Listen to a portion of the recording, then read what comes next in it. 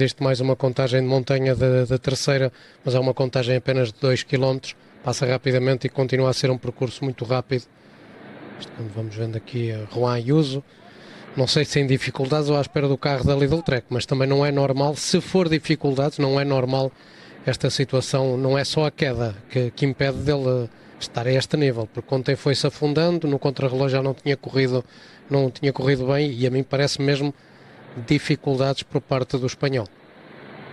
Juan Ayuso não esteve bem no contrarrelógio, ontem também não esteve bem, portanto acredito que seja mesmo o cúmulo das dificuldades hoje e que seja mais um dia difícil para Juan Ayuso. Vamos ver se conclui esta volta ao País Basco. Aquelas imagens não deixam, diríamos, margem para grandes esperanças. Está difícil, recordemos sempre que Juan Ayuso, durante o Paris-Nice, teve uma queda feia quando discutia a corrida, a verdade é essa. Ele está aqui junto do carro, portanto vamos aguardar para perceber se foi realmente essa a situação que ele estava à espera, porque seria mal demais, na minha opinião, se ele fisicamente estivesse mal. Pode acontecer perfeitamente, o acumular do desgaste, porque a forma com que ele pedala não me parece ser de um ciclista fresco. Vai com a cabeça muito baixa, sempre a Sim. olhar para baixo, é muitas vezes característica de quem não está realmente no seu melhor. Bom, e agora é o próprio Julián Alaphilippe a vir puxar a carroça. Não sei se ele está a puxar a carroça ou se está a tentar desfazer a carroça. Parece-me que está mais a tentar desfazer a carroça, o que é uma ousadia muito grande. Se não for o Alaphilippe, eles têm, dentro dos poucos que têm, alguém com capacidade para discutir a etapa? Não, porque o que vinha a trabalhar é o sueco, o Ericsson. Depois resta ao suíço o Fabian Wies, que eu sinceramente não acredito nem tão pouco, nem tão pouco estou a perceber esta atitude do Alaphilippe. Uma coisa era ele atacar, outra coisa é ir a ritmo. Portanto, está a encurtar distâncias, isso é certo, mas também não sei se é o melhor caminho por parte do ex-campeão do mundo. Ainda há pouco falávamos dele, quando ele ganhou as 2 etapas na Volta à França, ainda não era o Alaphilippe que mais tarde viria a ser 2 vezes campeão do mundo. É que parece imprudente tentar desfazer o grupo, atacar ao mesmo tempo e depois ainda tentar ganhar. Não é imprudente, parece completamente louco. Sim, é muito difícil, já desapareceu. Claro. Fica ali bem, ainda atrás do Seixas e do Scalmos. Nota-se ali também uma boa presença por parte da equipa da Movistar. Keanu Brooks não fez uma má exibição. Não é que seja fantástico, mas por comparação com aquilo que já vimos por parte de Keanu Brooks, não está assim tão mal. Foi um lutador, ontem foi um lutador para mim. Exatamente. Em torno do top 10. Pode isto querer dizer que no futuro vamos ter um Ito Brooks a melhorar a sua performance? Ele mudou de equipa, portanto, para esta equipa da Movistar, do ano passado para este ano. Foi mais um daqueles que abandonaram a Visma e deixaram a Visma com um problema sério, sem gente para depois ajudar e trabalhar e mexer e tentar ganhar outras corridas. Por exemplo, aqui, quem é que a Visma tem aqui para tentar ganhar a corrida? Na ausência de alguns nomes importantes. Apenas o Ben Tullet, que Sim, caiu hoje. Ben Tullet, mas Poderá dar um pódio, mas ao ponto de dizermos Ben Tullet vai ganhar, eu acho muito complicado. é a falta do Simon Yates, é a falta do Ito Brooks, é a falta de tanta gente que ou mudou de equipa ou desistiu.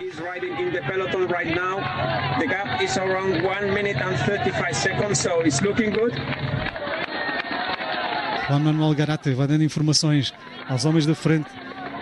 Eles têm 2, James Chow e Jarder Vanderlei. Entretanto, se há pouco tínhamos o Vanderlei ao ataque, agora tínhamos o Vanderlei para trás. É o Chow o que fica por parte dos homens da Education First. E também faz sentido dos dois ser aquele terminou. que ainda se aguenta aqui na frente da corrida. A subida terminou e, portanto, agora vamos ter descida. Bastante íngreme também, 12% víamos ali.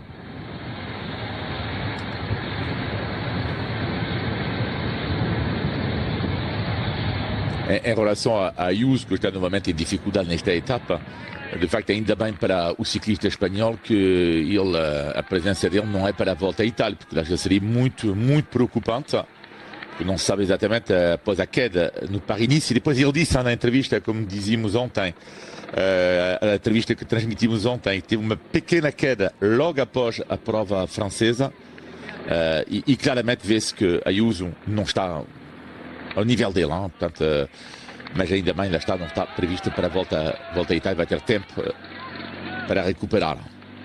Martins, depois desta contagem de montanha, vem agora mais uma contagem de segunda categoria. Aliás, uma terceira categoria, melhor dizendo, são 2 km a 6%, e depois já estaremos muito perto do final. Na parte final há mais 2 pequenos topos, mais a subida final, que tem já nos últimos 500 metros zonas a 12%. Será que, e com 1 minuto e 24 de diferença, que a Decathlon não pode, a partir daqui, ter uma outra atitude? Se há pouco consentiam e diziam quem quiser vir que trabalhe, será que não podem? E agora estamos a 30 km, à distância de 30 km do final. Será que não podem ser eles a tentar mexer na corrida mais uma vez e tentar levar Paulo Seixas a nova vitória? Porque agora já estão tão perto da frente da corrida. Eu, a dada altura, pensei que eles pudessem que agora ter... estão na frente. Não sei se isto é para aproveitarem a frente da corrida na altura da descida, ou se é mesmo já com a intenção de, quem sabe, alcançar os homens da fuga. Eu fico mais com a ideia de que é continuarem a controlar, porque os homens da frente, nenhum deles mete em perigo a geral, mas é o controle e a posição dentro do pelotão nesta descida que se está a iniciar. E também, por outro lado, já tinha pensado que a equipa Benelli aqui para trás, muito atrasado. Benelli hoje não vai à vitória na etapa, nem de perto nem de longe. Eu acho que o Benelli está aqui a pensar nas Ardenas, não está aqui a pensar, está aqui a acumular quilómetros e a pensar depois daquilo que vai ser a semana das Ardenas. Aí acho que vamos ver Benelli num bom nível. Em relação à equipa da Decathlon, se a dada altura eu pensei que eles pudessem querer a etapa, não quer dizer que eles não a estejam a rejeitar, mas também não têm muita gente para trabalhar. Tem o Seixas, tem o Richitello e tem este homem que vem aqui a trabalhar na frente do camisola amarela. Também não tem assim tanta gente para colaborar na perseguição, e eu acho que quando há pouco eles estavam a 1 minuto e meio, era aí que de alguma forma outras equipas para lá da Decathlon e da Cofidis que deviam também se ter exposto, como a Tudor fez há pouco, deviam no ter feito logo imediatamente e não o fizeram. E aí a fuga, em vez de 2 minutos, podia ter ficado a 1 minuto nesta fase da corrida. A descida, como dá para ver, é sinuosa. Este é o líder da montanha e vai ser líder no final do dia de hoje.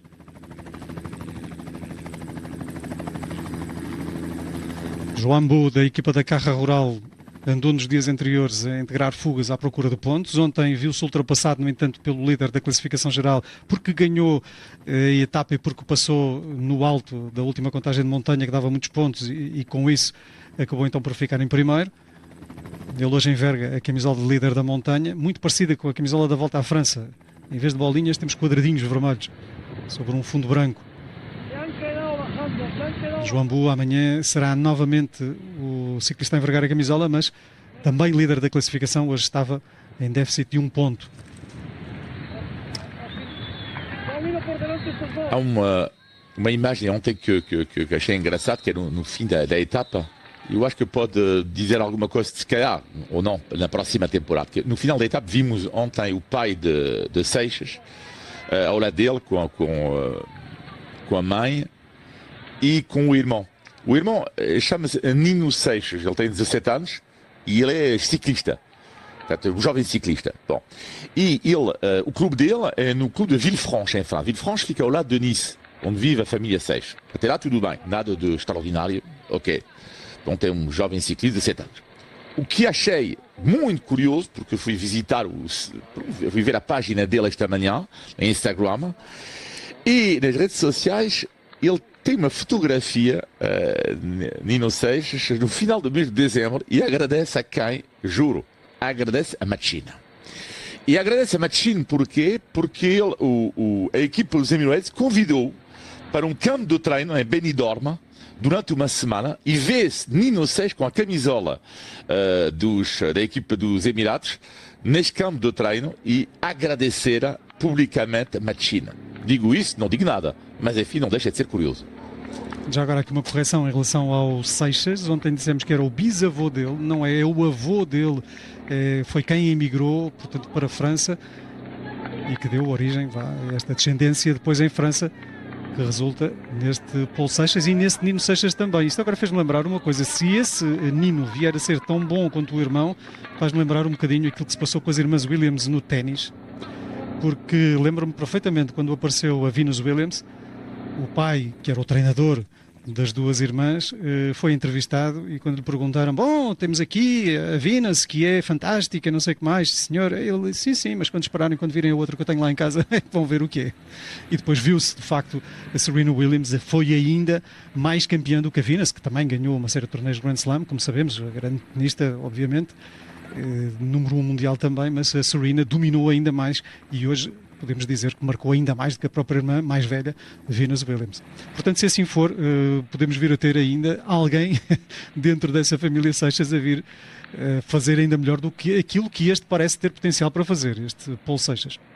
De uma coisa temos a certeza, é que ele, em termos de altura, é igual ao irmão. E é muito bom, é um craque, eu diria, no ciclocross. Portanto, daí também já, obviamente, o Matchin, que tem uma astúcia e uma visão incrível, começa logo aqui esta abordagem ao Seixas. Não apanhou o irmão mais velho, quem sabe não venha a apanhar o mais novo. Matchin, que foi quem desenhou esta etapa, onde hoje os ciclistas estão a percorrer, ou que estes ciclistas estão hoje a percorrer. Numa altura em que temos de analisar a corrida, veja-se que nesta altura temos Igor Arrieta e Axel Laurens a fazerem uma dupla lá na frente que pode ser muito interessante. Arrieta é um ciclista que anda muito bem na montanha, Axel Laurens é um ciclista que finaliza muito bem e que também não passa assim tão mal. Portanto, podemos vir a ter aqui uma dupla muito interessante. A Arrieta está a 5 minutos e 11 em termos de geral, não é por aí. Por outro lado, temos o Axel Laurens, que é grande candidato, já há 16 minutos, mas é um candidato a ganhar a etapa se as coisas continuarem assim. Já são 2 minutos sobre o pelotão. Talvez a maior preocupação venha dos ciclistas que estão imediatamente atrás. E aqui são ciclistas a tentar sair do pelotão. Aposto que aquele é o Soler. Não, por acaso não é. Pensei eu que era, mas não é o Soler. Vou vir aqui atrás do ciclista da Alpecin. É o Pericas. O jovem ciclista espanhol.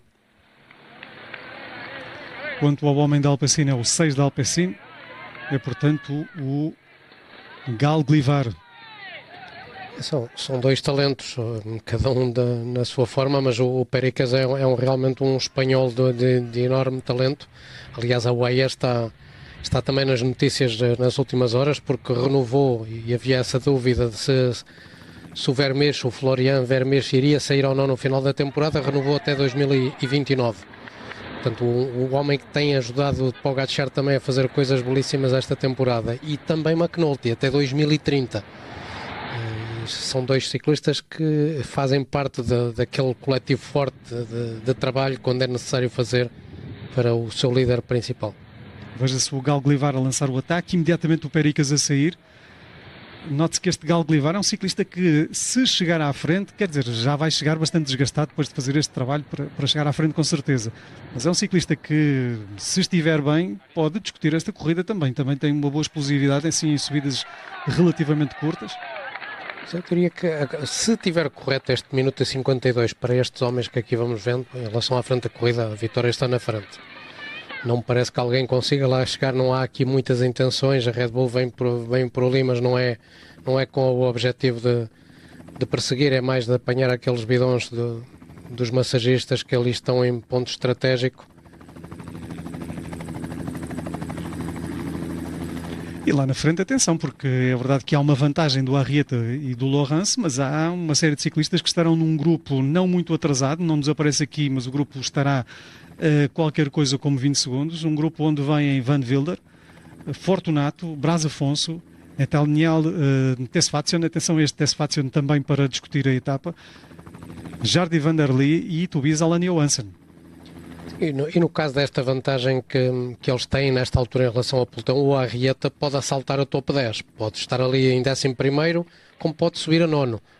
Se continuar assim, desta forma, isto quando há aqui o alcance de um dos fugitivos também vinha na frente, da Burgos. Isto mostra também que o grupo da frente não está assim tão à frente quanto isso.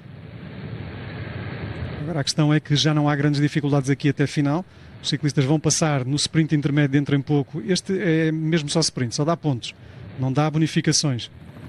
Até agora os chamados quilómetros Red Bull não renderam grande coisa para a geral. 6, 4 e 2 segundos para os 3 primeiros. Hoje estavam ao quilómetro 90, pouco depois da contagem de segunda, da primeira contagem de segunda.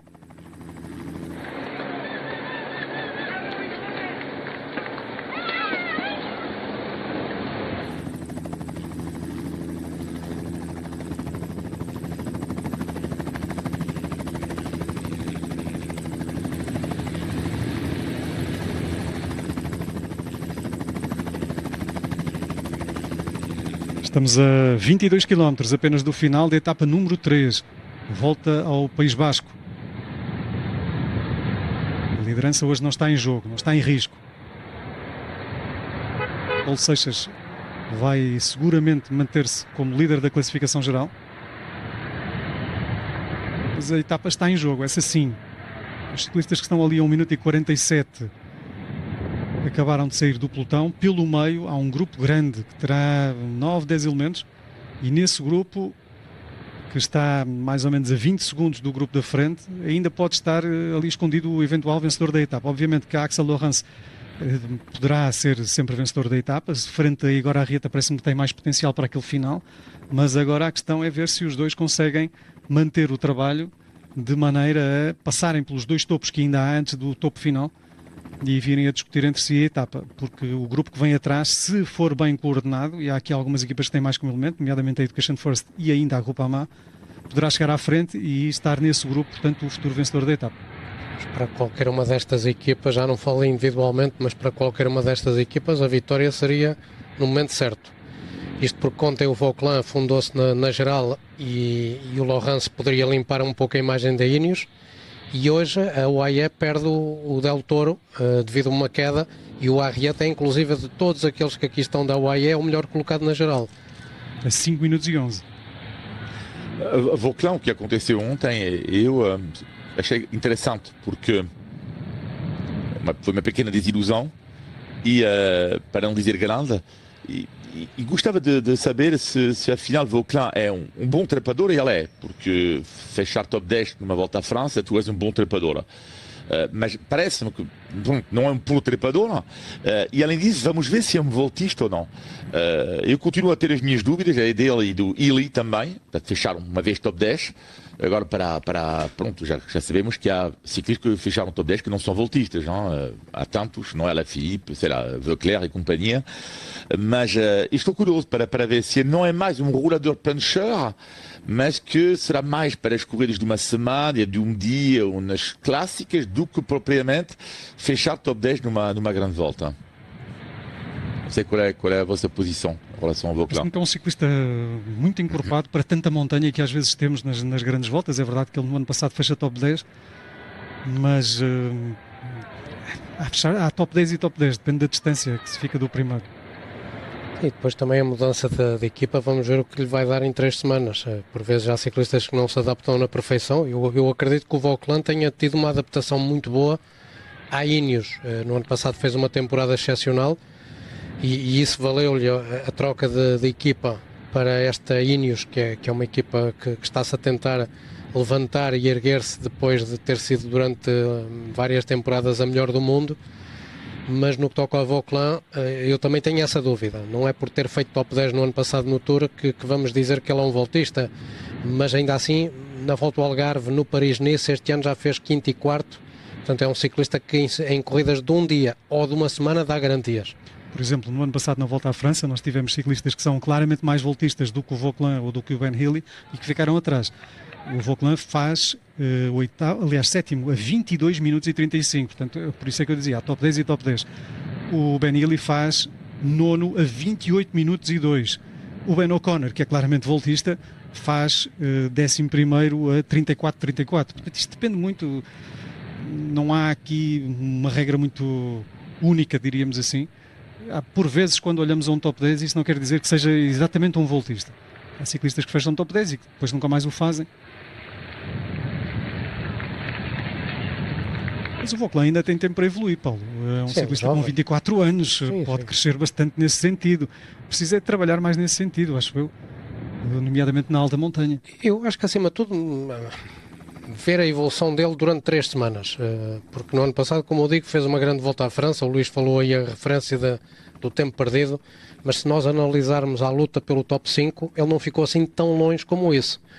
E portanto porque obviamente existia um Vingegaard e um Pogacar que meteram muitos minutos em toda a gente. Essa é a grande diferença. Depois há um equilíbrio, e o Vauquelin é daqueles que faz top 10 e não foi alcançado com fugas. Ele andou sempre com os melhores durante as 3 semanas da Volta à França. O Vauquelin tem uma vitória na Volta à França em 2024, na altura em Itália ainda, numa das primeiras etapas, mas era uma etapa que não tem nada a ver com uma etapa de alta montanha, era se calhar mais parecida com aquilo que temos hoje aqui no País Basco. Estes três é que já estiveram mais próximos e estão-se a afastar, portanto agora definitivamente, se havia dúvidas, a fuga está na frente, o pelotão apenas vai rodando o suficiente para não deixar subir muito a vantagem, e isto também é bom para a Arrieta, porque pode subir a top 10, como eu digo, no final do dia, depois do abandono de Del Toro. Mas dentro daqueles que estão na frente, o Axel Laurens, depois de um dia mau ontem com a queda, tem aqui uma excelente oportunidade de poder vencer.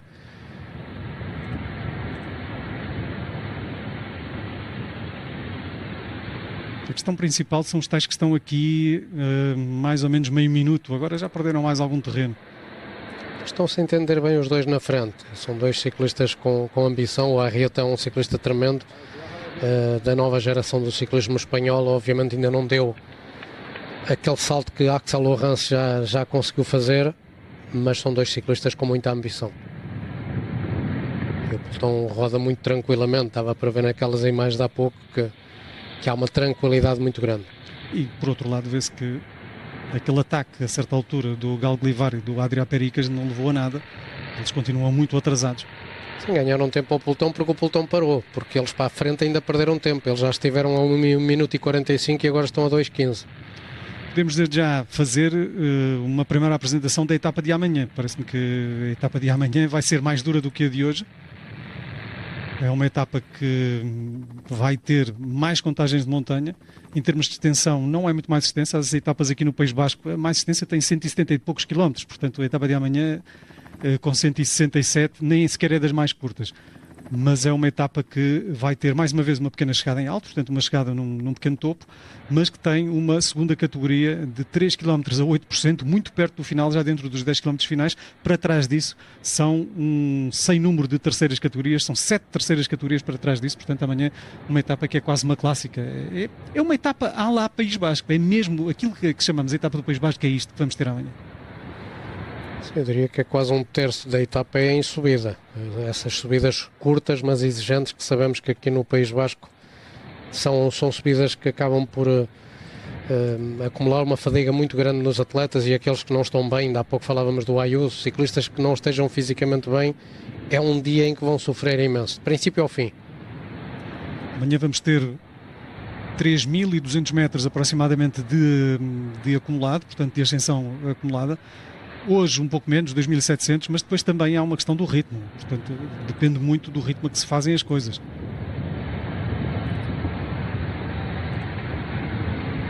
Os ciclistas hoje vão com uma média a rondar os 42 km/h. Bem ali.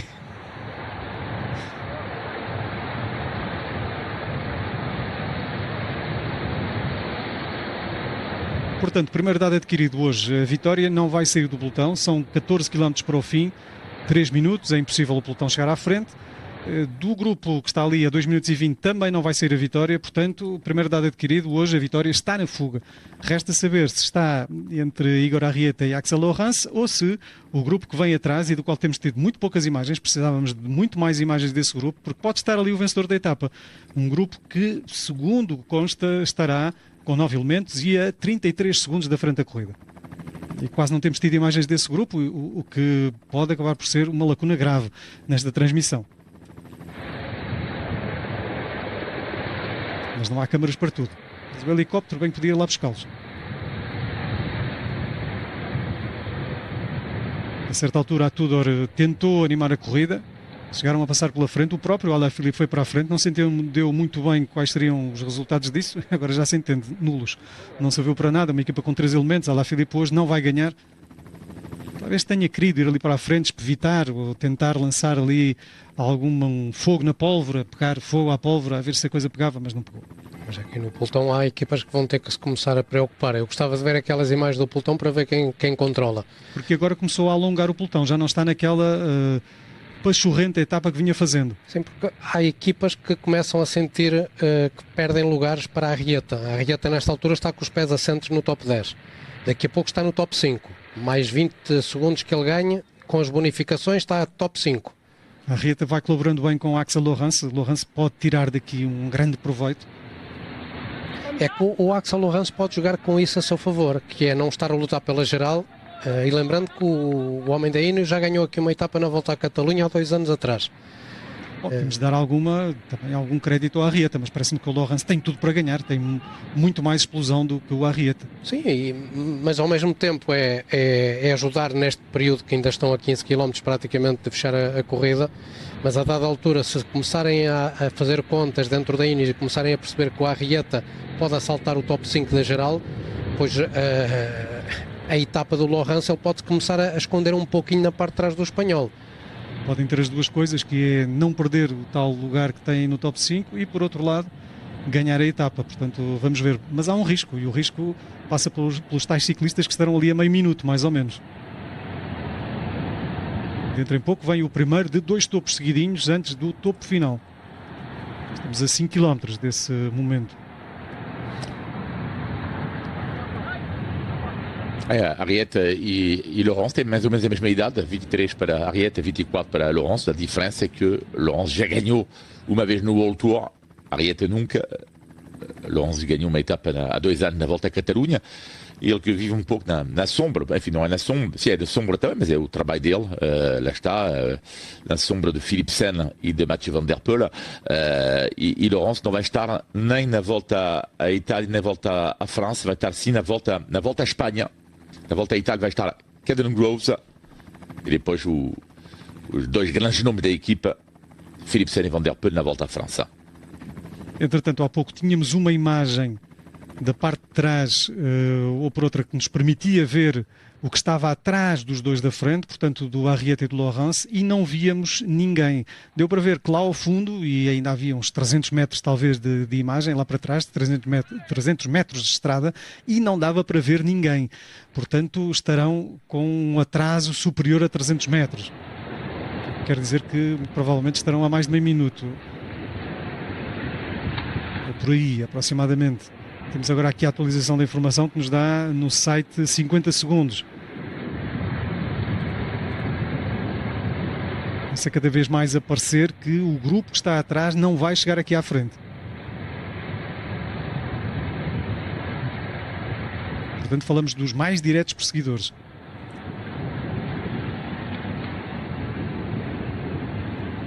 A etapa de hoje partiu de muito perto de Bilbao e vai terminar na mesma localidade, muito perto de Bilbao, em Basauri. Os ciclistas irão cruzar várias vezes o rio Nervión. Não sei se será este mesmo rio que estão a atravessar agora, é bem provável que seja, e que mais à frente venham a encontrá-lo novamente. É muito curioso porque este rio Nervión termina num local que à primeira vista diríamos, mas isto tem alguma coisa a ver com Portugal? Não tem, só mesmo o nome, Portugalete. Segundo aquilo que se sabe, a origem do nome Portugalete, que é uma espécie de porto da cidade de Bilbao, portanto junto ao mar, é a foz do rio, deriva do nome Portos Galetos, ou Portos Gálicos, e que seria o Porto dos Galegos, e não exatamente o Porto dos Portugueses, ou seja, não tem diretamente a ver com qualquer presença portuguesa no País Basco, é apenas uma curiosidade. Acaba por ter este nome de Portugalete, faz lembrar Portugal, não tem diretamente a ver com Portugal. Mais um sítio para visitar. Mais um sítio para visitar, Portugalete. Para comer uma feijoadete. Para comer uma feijoadete. Ali é mais um marisquete. Uma disqueta feijoadete.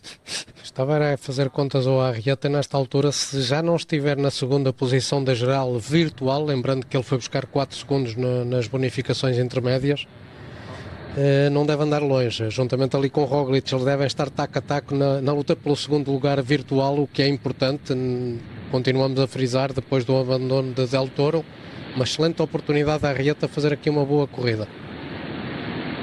A Arrieta partiu a 5 minutos e 11 e com esta vantagem de 3.14 está, portanto, a recuperar mais de 2 minutos. Aliás, está a ficar a cerca de 2 minutos da liderança, melhor dizendo. Claro, é que o Roglic partiu a 1.59. Ainda temos que meter mais 4 segundos a menos das bonificações alcançadas pelo Arrieta, mais aquilo que ele pode ganhar hoje na chegada, porque eles não vão ser apanhados por ninguém vindo de trás.